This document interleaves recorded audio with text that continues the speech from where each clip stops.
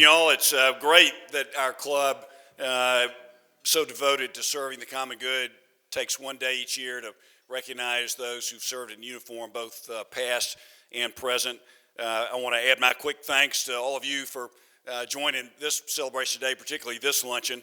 Thanks to both of the color guards from Carver and from North Atlanta. Y'all were amazing. And thanks to,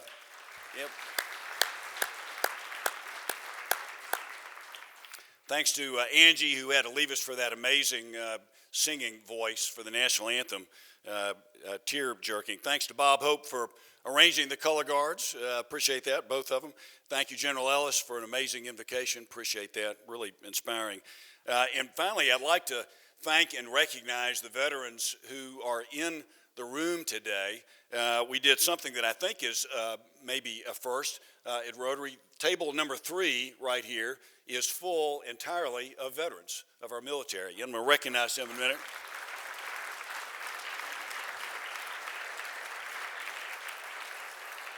And very, very quickly, their names, I'm going to ask them to stand up along with others in just a minute.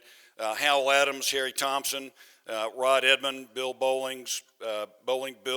Yellowless, Dave McKinney, Thomas Roke, Doug Ellis, and John Donnell. And I know there are others here, including some at my table. So I'm going to ask by service. You can see the different military services up here on the screen. I'm going to ask y'all to stand up if you're a veteran by the service in which you served, including if you were a spouse of a member who served in the military. I'll start with the United States Army.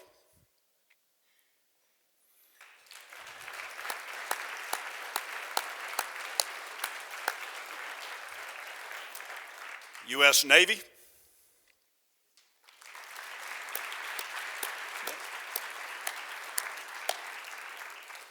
U.S. Air Force.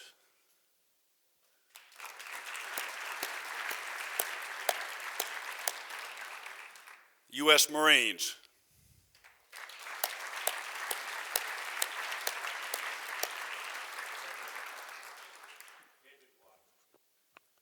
Great. U.S. Coast Guard. Anybody? And I don't think we have it here today, but someday we're going to be able to recognize U.S. Space Force members. But I think it's still a little early. Yep, okay, nobody there. One last matter regarding veterans before I introduce our speaker. In the past, several Rotary members, including Kofi Smith, if you're here today, have asked in the past if there were an organization in Atlanta that helps link employers, which most of us are, with veterans to help mentor and maybe even hire them.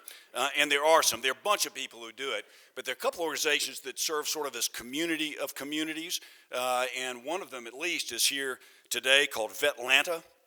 They are a volunteer business networking service for veterans whose mission is to make Atlanta the premier community in the country for veterans to work and live. And they've been very successful, so successful that Boston and some other cities have copied their model. They work together with another group called Warrior Alliance, who's on a mission to simplify the transition from military to civilian. And two of the Vetlanta volunteers are here. And if y'all would stand up, Lloyd Knight, who is with UPS. He's a UPS executive, but also serves voluntarily. He's at Vetlanta's president. And then David Wattenmaker, standing over here, is with Coca-Cola. And what I'm going to ask them to do is, at the end of the lunch today, just stand down here where the stairs are, and if you'll want to come up and talk with them about opportunities to engage with veterans, we'll do that. The topic of our speaker today is the future of our national defense. Our nation is currently facing multifaceted, complex set of threats to our security and to our Constitution. And just to rattle off a few that we weren't thinking about so much even 20 years ago. North Korea has nuclear weapons, threatens South Korea. Iran has developed sophisticated weapons and says overtly they want to destroy us and some of our allies. Russia's leaders seem to me just to have abandoned any sense of Western moral compass by invading Ukraine. And China in particular threatens not only Taiwan in the near term, but is by far the largest long-term threat to America's national security. And there remains the ever-present threat of extremist terrorism. So these global conflicts threaten us now, going to continue to threaten us going forward, and that's some of what our speaker will talk about today. Our speaker is Major General Julian Dale Alford, just retired last month, who's been in the middle of planning for these potential conflicts and in the middle of executing them in warfighting for the past 37 years. He's led Marines, this is unique, he has led Marines in battle at every single rank, from lieutenant through general in combat. But he's also been the commander of all training of Marines. He's been the commander of the Futures Laboratory, looking at how we fight these future fights. And he's guided policy as the military fellow at the Council on Foreign Relations. I'll tell you just on a personal level, though, Dale Alford is a legendary leader. I was a reserve Marine, served active duty 4 years, served reserve for 25 plus years while I was doing my corporate world stuff, but was called back to serve as one of the senior leaders. There were only about 60 generals statutorily in the Marines, and I got to know Dale well, but what I particularly got to know is how often young Marines would tell me that he was the favorite, best leader they've ever worked for. This is hundreds saying this, and a good indication of that is he had what he thought was going to be a small retirement ceremony back down here in Alpharetta last month. 500 people came to this thing, including every one of his subordinate commanders from the past 37 years. I've never seen that. Just amazing. He is a native of Atlanta. So this is a fellow Georgian. He graduated from West Georgia. He and his family did just return last month after 4 decades away. And you're going to hear more about some more details about his background as we sit in our moderated discussion. And I am going to ask him a few questions. We'll have about 25 minutes. I'm going to ask him questions about 15 minutes and then ask the audience if y'all have got some questions for him. Before I start, I do want to, with him, I want to show two 1-minute videos that give you a sense of the organization that Dale has served through for these 4 decades. One is 20 years old. It shows people and culture. And the second one is a brand new 1-minute commercial. I'm not trying to persuade you to join, just giving you a sense of how the service is viewing itself. And it shows some of the technological and weaponry changes that are going in place right now, not just the Marines, but more broadly. Joel?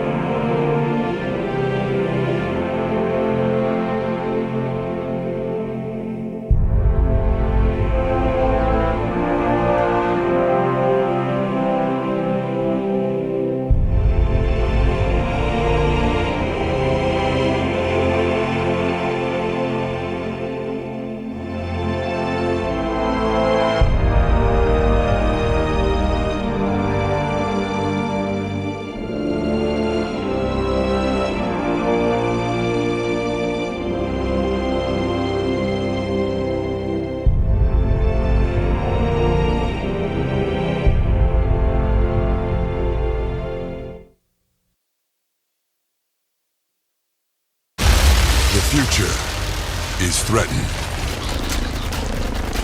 by enemies often unrelenting. Marines, get these people out of here. It's gonna be all right.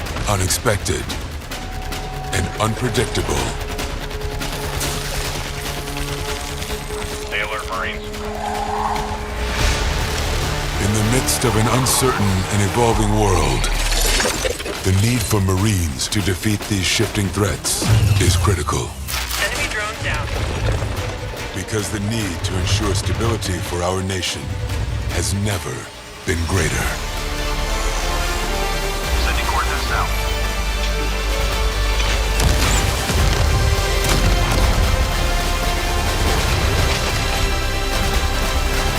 Target acquired. When there are battles to win for America's future, there is one constant: Marines. Y'all welcome General Dale Alford. Dale's a very humble man. I know it drove him crazy that I talked about him so much. But I'm going to ask him, before he talks about the future, give us just a quick sense. Dale is one of the few people in this room, fortunately, who have seen the horrors of combat. And he truly is the most combat experienced general in probably 2 generations for all kinds of uncanny reasons. He's done it everywhere in every possible conflict. So Dale, start out just before we get to the future, give us a sense of what warfighting is like and what leadership in warfighting is like, your experience, so we can kind of understand. Okay, thanks. Thanks for having me to start with.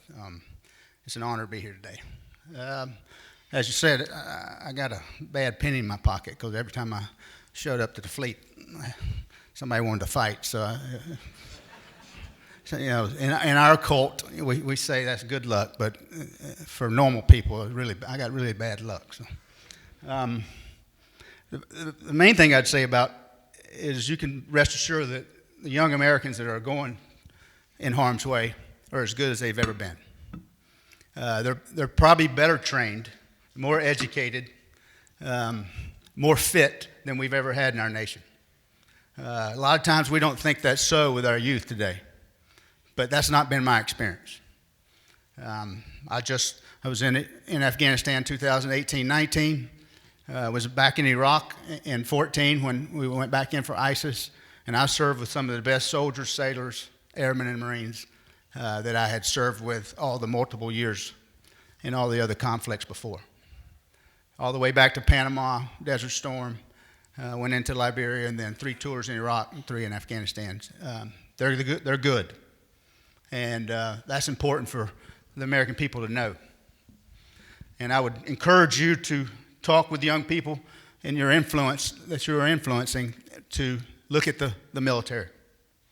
I believe that we ought to have some type of service.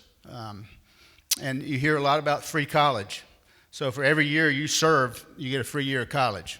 And that could be in AmeriCorps. I know General Colin Powell was big behind AmeriCorps, serving our community like y'all do. So there's multiple ways that our young people can serve. And I'd encourage you to talk to them about that. So. Yeah, great. Thanks, Dale. One of the things, just on the personal front, just an indication of Dale's reputation as a leader. In some ways, it's sort of a humble, quiet leader, but he has attracted large numbers who say, as I said, that he is the greatest they serve with. He has been asked to speak down here by Coca-Cola, by UPS. This is in past years, just to talk about leadership. He was given the trophy for best company grade leader in the Marine Corps, and at his retirement ceremony, several people called him a legend. Give us, Dale, just any quick thoughts about leadership in the Marine Corps, and maybe even how it sort of applies to those of us in this room who are in leadership roles. So when I'm talking to, thanks, Mark. When I talk to young leaders, I tell them that your peers are more important than your boss, and your Marines or your subordinates are more important than your peers. That's easier said than done, but if you can concentrate on that, your peers are more important than your boss, and your Marines are more important than your peers. And as a leader, if you act like this is the last job you're ever going to do, which is not easy, but if you talk to yourself every morning when you're putting on your lipstick or shaving your face, that this is the last job I'm ever going to do. If you treat it that way and really focus down on your people, they'll make you look good in the long run. That doesn't come natural to most people. So it's something that you got to think about and talk about. The second thing is, how do you truly touch a Marine's soul or your subordinate soul? That takes a lot of time. It takes a lot of investment. It takes time as a Marine leader that on Sunday morning, like going to get biscuits and then go to church, I would go in to spend time in the barracks, because it'll be that Sunday morning when you'll find that young Marine that's so drunk he can't pick his head up off the pillow. And that's the same Marine that's got something going on that may kill himself the next week. But if you get involved in their life and touch their souls, that will not happen. And I would argue in business it's the same way.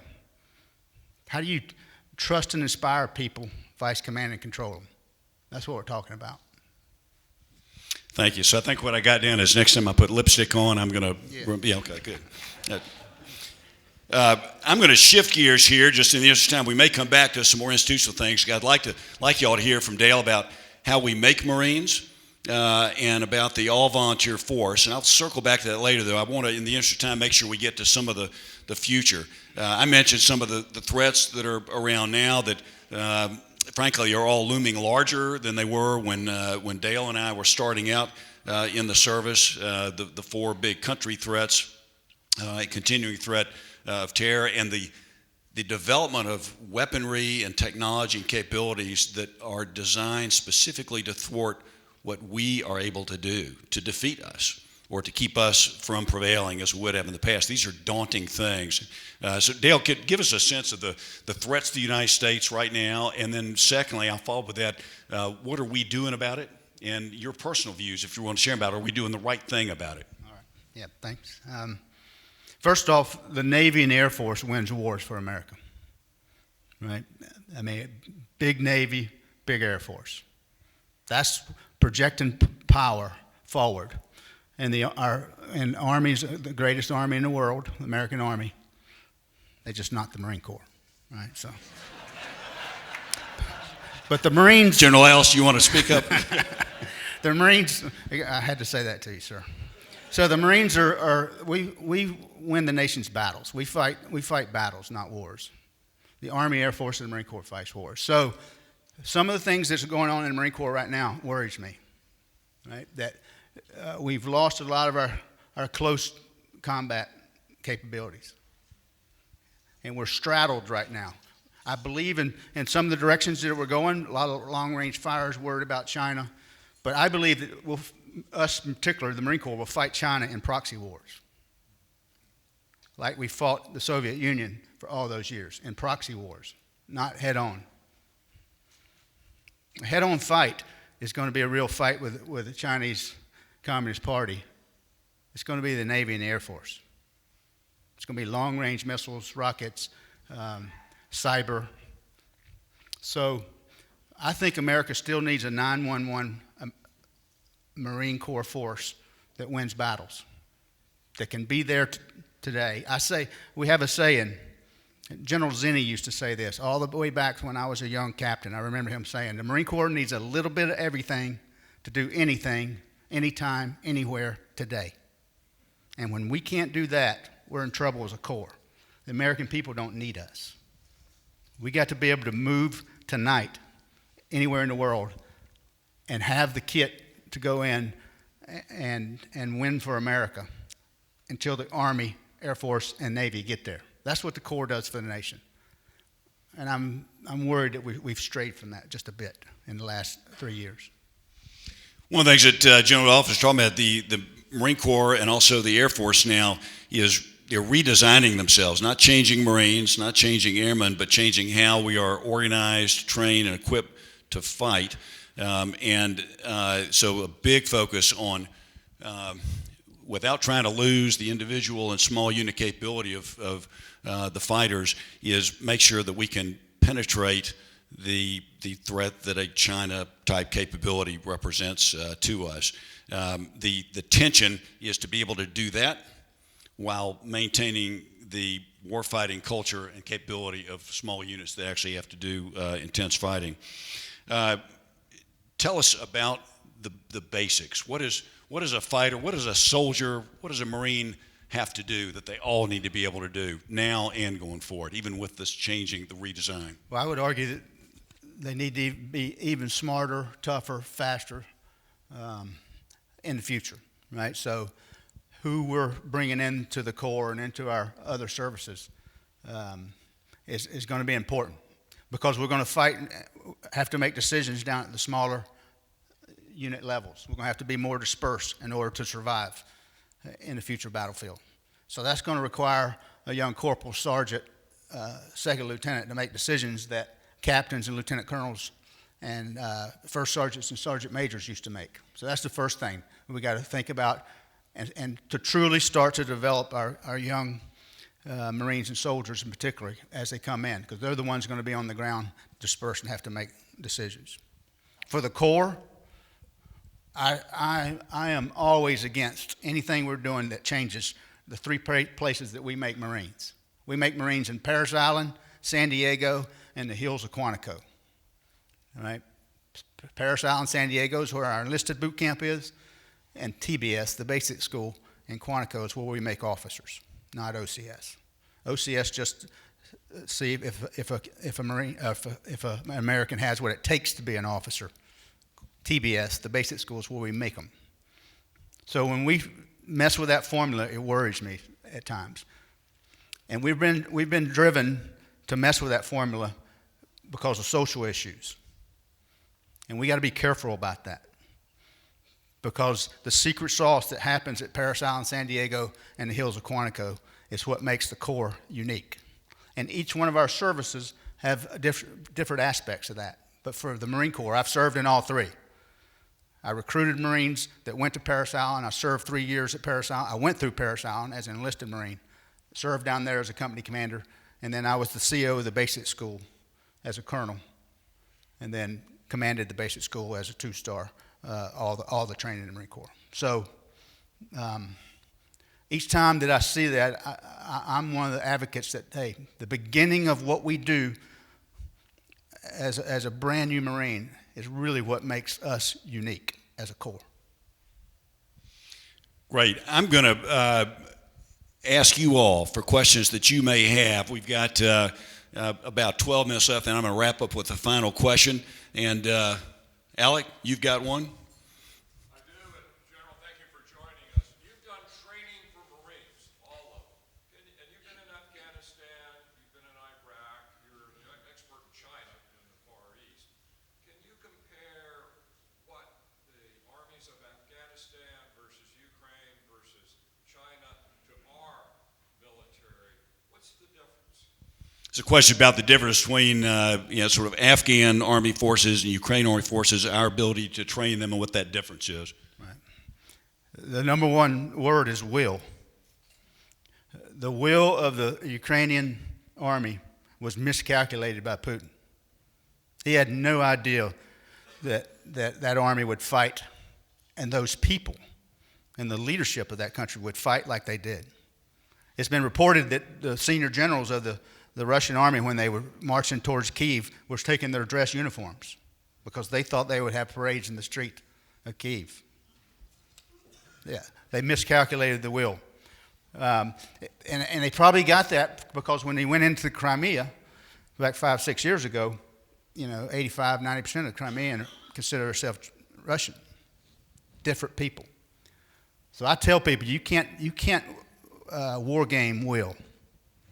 And the Afghan army never had will. They didn't have a country that they were fighting for. They didn't believe in their leadership. They didn't believe in their political leadership or their military leadership because they were extremely corrupt. So we were, that military all the way back, I was there 8, 9 for 14 months. And I talked about it then, that we were on a losing endeavor. Because what we were trying to do. One, we were trying to make an army that looked like the U.S. Army, and it could not be done. We gave them our weapons, our equipment, our helicopters that they could not operate or maintain, and they never were going to. And then as soon as the Taliban started taking towns, they gave up and switched to the other side. And if anybody had studied Afghan history, you know they were going to do that. They have never been an organization of a nation. So the difference between that so the Ukraine army is much more like the American army. They fight for a reason, an idea, a constitution that we fight for. I would argue that the Chinese army doesn't fight for the Chinese people. They fight for the Chinese Communist Party. Very different. And the Chinese Communist Party is only about 80 million people, compared to 1.4 billion of the rest of the country. So that's a good thing on our point.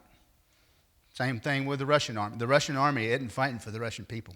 That's why they gave up so quickly, in my opinion. I should have said up front as I go to the next question, one of the reasons I was excited to have Dale down here is he is very comfortable speaking very frankly, and he was known for that in the Pentagon. And those who know him, including his friend here, Eric. That's why I'm retired. No one has been more frank, and I have seen him tell truth to power, including where there are opinions of his truth to power. And you can hear it here. He'll give you the honest answer. Somebody down here? General, thank you for being here, both generals. Jeff Rosenzweig, I teach at Griswold Business School, and I was thinking how business people can be more useful. And for instance, there's a this club in Ben's, Business Executives for National Security. Spike was a good friend of mine. Oh, good. One of my students, her father's worth hundreds of millions of dollars, and life could have been easy, but she joined the Marines because, as you say, it's the hardest hurdles to get through to become a Marine officer. I was wondering, what are ways all of us in this room, whether it's through our grandkids or our kids, inspiring them, trying to do things like Ben's, where business executives or nonprofit executives try to help secure national security? What are some ways we can kind of help this effort? Yeah, I had a Ben's group up to Camp Lejeune for 2 days. They spent a day on the ground side, then a day on the air side when I commanded Lejeune. So I know Ben's well, and they've been to a number of their dinners, and friends with General Votel as well, who's the president of Ben's. Yeah. This is Ben's, is Business Executives for National Security. Yeah, I mean, organizations like that are wonderful for our nation, right? The members of Ben's are serving the American people through what they do. So the more of those kind of organizations, which y'all are doing here today with the Rotary Club and so forth, we've come a long way. As a general sat there coming out of Vietnam, very different experience than I had coming out of Desert Storm, in Panama, Desert Storm, and all through Iraq and Afghanistan. So that's a good thing that the American people have changed and recognized. And like I said before, to encourage young people to join, whether it's 4 years or if you're stupid like me, you stay in almost 40 years, right? So, but 4 years of service and then go into the business world. Some of the most successful people I know were former Marines or soldiers. I talk about soldiers. Some of the best general officers by far that I ever served with were Army generals. And the last one was General Scotty Miller that I just served with in Afghanistan. General David McKiernan, one of the best men I've ever met in my life. I served with him for a year in Afghanistan. So when we joke back and forth with the services, that's all good banter. But in any service, you're going to find people who are great leaders, and once they retire and get out, to bring them into corporations and businesses, you're gonna get people who are dedicated, who are loyal, who show up on time, who have good values, integrity. That's what you get out of young people. You know, one of the questions you asked me that you didn't bring up is the Commandant, General Krulak, used to say, we make Marines and win battles. That's what the Marine Corps does. But the third thing that we do is we return a better citizen to the United States, out to the community. And 75% of all Marines who join do one enlistment. We turn over 3/4. We're the small. We turn over more than any other service. We have the youngest legs, we call it. So we only re-enlist 25% of first-term enlisters. So that means 75% come back to the community.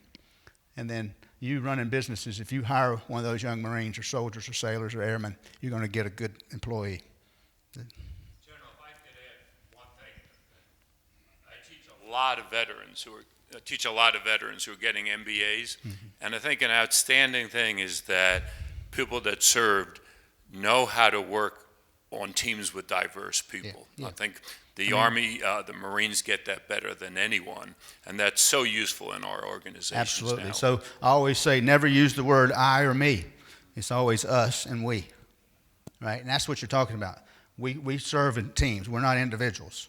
Even the commander should look at himself or herself as part of the team, not the commander. That's what I talk about. How do you trust and inspire vice command and control? There's a big difference between those 4 words. I'm going to ask the last question. I'm sorry, unless Stephanie would like to. Yeah.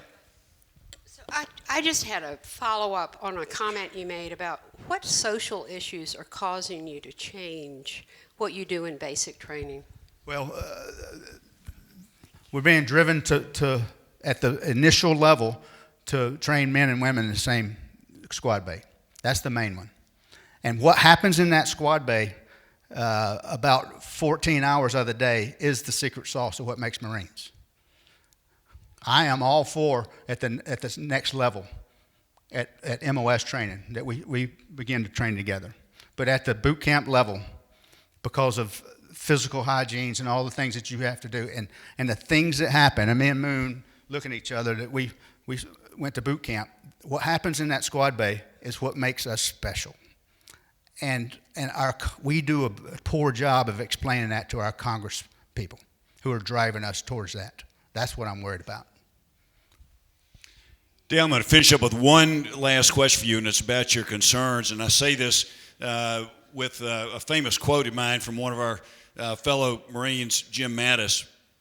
General Mattis was once asked, General, what keeps you up at night? And General Mattis replied, nothing keeps me up at night. I keep others up at night. But there are reasons to be concerned. And Dale, just what is maybe your biggest concern, if it's something you haven't talked about, and what we as a country should do about it? Well, for my Corps, it's that we're dangerously losing our ability for close combat.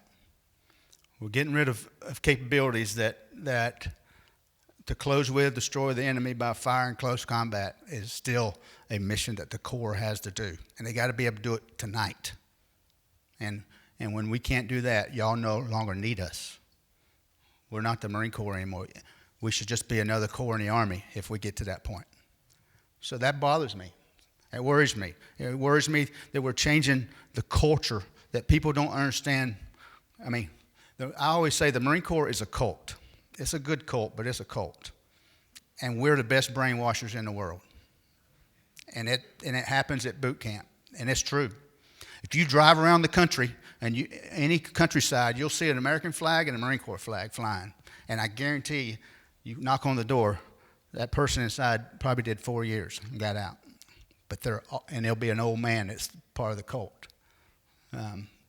We're a special breed of your services that the American people want. You do not need us, but you want us for those intangible reasons. So that worries me that we're losing that, and that we got to pay attention to that, and we got to talk about it within our service. So that's my biggest concern.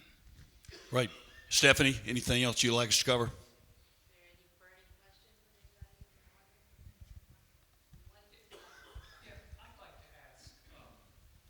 We've been watching the Ukrainian war, and we've been watching the drones and the success that they're having, and the tanks they're not having maybe is the success. So if you were spending money, where were the top 3 things that you would invest funds in to win the future wars? Yeah, let me just tee up, then I want you to get Dale's earnest opinion. I'll give you sort of the official answers. What our service is doing is sort of is talked about as being consistent with what the Ukrainians have done in Russia. It is to get lighter, more lethal, have precision long-distance weapons like the HIMARS artillery that we've given to Ukraine. They're effective. We've gotten rid of our tanks in the Marine Corps. We need them as a country. The Army has lots of them. If we ever need them, if we get them. But the success Ukrainians have had with HIMARS and the success they've had at killing Russian tanks has been talked about in the public realms, and I'm just teeing up the real answer from the expert here, as some validation of what our service is doing in shifting its abilities, because that's sort of the way we're going to try to fight against a more sophisticated enemy. Dale, the frank answer. Be careful to take lessons too early in a war, because what the Ukrainians are asking for now on the front there are Leopard tanks, and the Germans don't want to give it to them, right? So be careful on studying wars right as things happen, because you draw the wrong lessons, and we can't afford to draw the wrong lessons. For the Marine Corps, we need a little bit of everything to do anything, anytime, anywhere today.